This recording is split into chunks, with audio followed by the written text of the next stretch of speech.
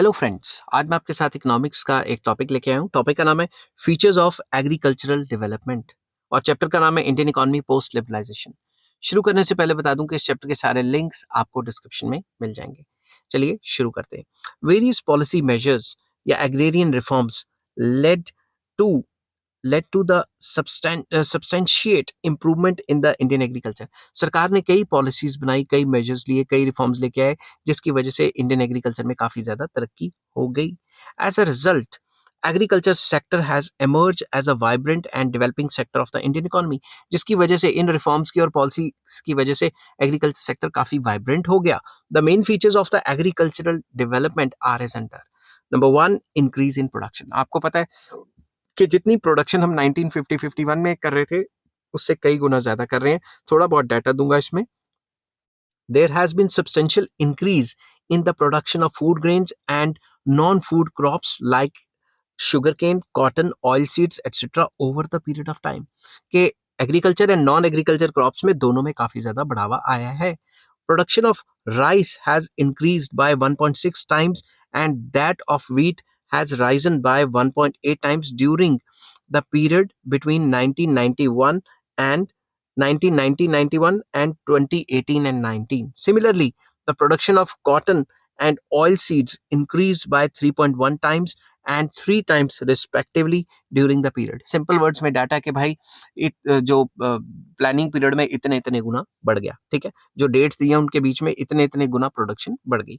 As a large increase in output of food grains has enabled India to achieve self-sufficiency in food grains production। अब इतने ज्यादा गुना बनाएंगे सामान तो हम सेल्फ सफिशिएंट तो हो ही जाएंगे, मतलब हमें बाहर से मंगवाने की जरूरत नहीं है।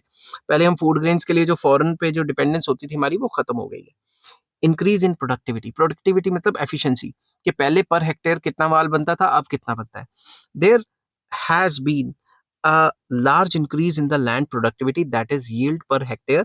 For instance, productivity of wheat increased from 2280 kg per hectare in 1991 to 3533 kg per hectare in 2018 and 19। जो है यहाँ मैंने केजी क्यों लिखा, ठीक है, तो केजी तो मैं पहले लिख चुका हूं ना।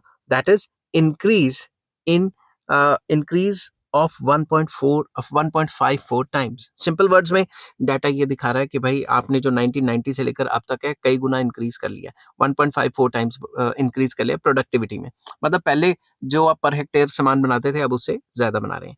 नेक्स्ट आ जाता है increase in area under cultivation. इसको एकड़ेज भी कहा जाता है। तो एरिया अंडर कल्टीवेशन भी बढ़ गया है। ठीक है, there was a substantial increase in the gross area under cultivation over time, partly because of the increase in net area and partly because of double crops. Basically net area बढ़ गया है। एक टाइम तो इन्होंने कहा कि भाई net area के इंक्रीज होने से भी एकड़ेज बढ़ गया, मतलब एरिया अंडर कल्टीवेशन, और दूसरी तरफ से क्रॉप डबल करने की कोशिश है उस वजह से भी बढ़ गया है, मतलब प्रोडक्शन बढ़ाने की overall. Gross area under cultivation increased by nearly 38% during the planning period। Planning period के अंदर जो इरिगेटेड एरिया था वो भी काफी ज्यादा, कल्टीवेटेड एरिया 38% के करीब बढ़ गया, क्योंकि इरिगेशन फैसिलिटीज हर जगह देने शुरू कर देंगे। अभी पूरा नहीं दे रहे मगर जहां जहां देंगे वहां कल्टीवेशन तो होगी। Gross area under food crops increase largely between 1951 and 1991 while the gross area under non food crops increased largely after 1991। तो ये कहा है कि भाई जो फूड क्रॉप्स थी उनके एरिया काफी ज्यादा बढ़े बिटवीन 1950 51 एंड 91, और जो नॉन फूड क्रॉप्स थी कॉटन कोटन टाइप, इनका जो एरिया है वो 91 के बाद काफी तेजी से बढ़ गया।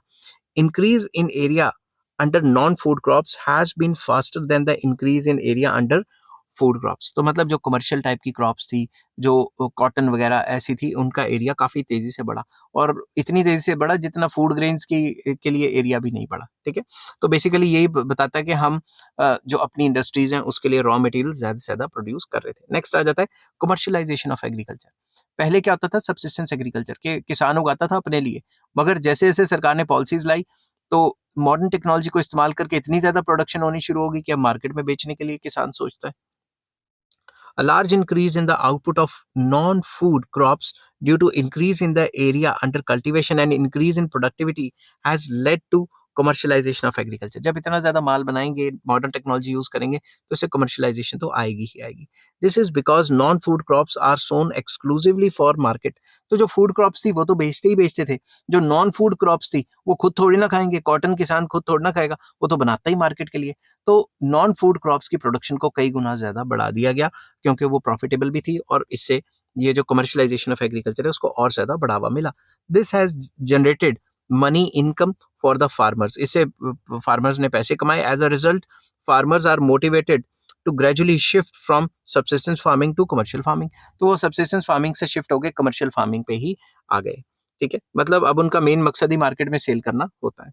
Change in the farmers outlook, farmers की आउटलुक थिंकिंग चेंज हो गई। Commercialisation of agriculture has resulted in a change in the outlook of farmers, farmers की आउटलुक पूरी चेंज हो गई। Farmer farming is no longer considered as merely a source of subsistence. जो पहले जमाने में फार्मिंग को माना जाता था कि ये सोर्स ऑफ सब्सिस्टेंस है, मतलब अपना खाओ पियो अपना उगाओ, अपना खाओ पियो और अपना सब्सिस्टेंस लेवल पे रहो, उस चीज को खत्म कर दिया इस सोच ने। अब फार्मिंग को एक कमर्शियल एक्टिविटी माना जाता है।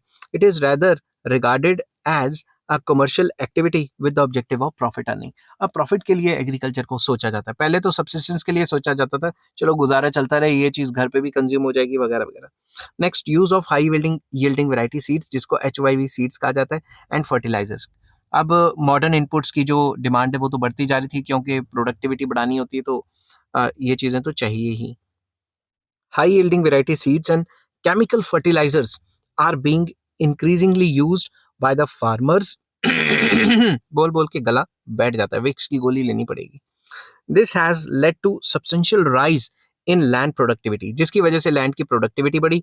The area under high yielding variety seeds has increased over the year, मतलब जो भी हाई यील्डिंग वैरायटी सीड्स है ज्यादा से ज्यादा किसान यूज कर रहे थे। For instance about 88% of the wheat crop now is covered under high yielding variety in the country. तकरीबन जितनी भी व्हीट बन रही है उसमें से 88% व्हीट तो हाई यील्डिंग वैरायटी की है। Consumption of chemical fertilizers increased by 2.1 times between 1990-91 and 2018-19। तो बेसिकली ये कहा गया कि जो फर्टिलाइजर्स हैं और केमिकल फर्टिलाइजर हैं उनकी भी कंजम्पशन बढ़ गई, जो ये दिखाता है कि एग्रीकल्चर काफी ज्यादा टेक्नोलॉजिकली एडवांस हो चुका है। नेक्स्ट, मैकेनाइज्ड एग्रीकल्चर, मतलब मशीनों का इस्तेमाल करने लगे, ट्रैक्टर, थ्रेशर वगैरह वगैरह। ठीक है, Indian agriculture has been mechanised with the use of agricultural machines like tractors, harvesters and threshers। तो मतलब इनका इस्तेमाल तो होता ही है। For instance, the use of tractors has increased by 3.6 times between 2004-5 and 2018-19। तो 2004-2005 से लेकर 2018-19 तक अगर हम देखें तो ये जो ट्रैक्टर्स वगैरह हैं इनकी डिमांड 3.6 टाइम्स बढ़ चुकी है। This has caused a rise in the agriculture productivity. अब ट्रैक्टर का यूज करेंगे तो प्रोडक्टिविटी तो बढ़ेगी ना। एक ट्रैक्टर एक दिन में इतना काम कर देता है जितना इंसान या फिर जो हम बफेलो या काऊ से करवाते थे वो मतलब 10 दिन में करवाते थे, उतना ही काम ये जो बैल हैं उनसे करवाने में 10 दिन लग जाएंगे, ट्रैक्टर एक दिन में कर देगा। Use of mechanised instrument of farming has been encouraged through availability of credit facilities। तो किसानों को क्रेडिट फैसिलिटीज दी गई ताकि वो ये जो है मशीनों को EMI या इंस्टॉलमेंट्स पे ले सकें। However, the extent of mechanization is limited and it is confined to those areas where there is availability of irrigation, improved seeds and manure facilities। तो वहीं पे ही मशीनों का इस्तेमाल किया जा सकता है जहाँ पे इरिगेशन है। अब इरिगेशन पानी नहीं है तो ट्रैक्टर लेके क्या करेंगे। इम्प्रूव्ड सीड्स भी होने चाहिए और मैन्योर फैसिलिटीज भी होनी चाहिए। ये सारी फैसिलिटीज होंगी तभी मशीनें काम कर पाएंगी। आई होप ये वीडियो आपको पसंद आई होगी। अगर पसंद आती है तो please like, share and subscribe. इस चैप्टर के सारे लिंक्स आपको डिस्क्रिप्शन में मिल जाएंगे। और नेक्स्ट टॉपिक में डिस्कस करूंगा प्रॉब्लम्स ऑफ इंडियन एग्रीकल्चर, इसका भी लिंक आपको डिस्क्रिप्शन में मिल जाएगा। Take care, bye bye.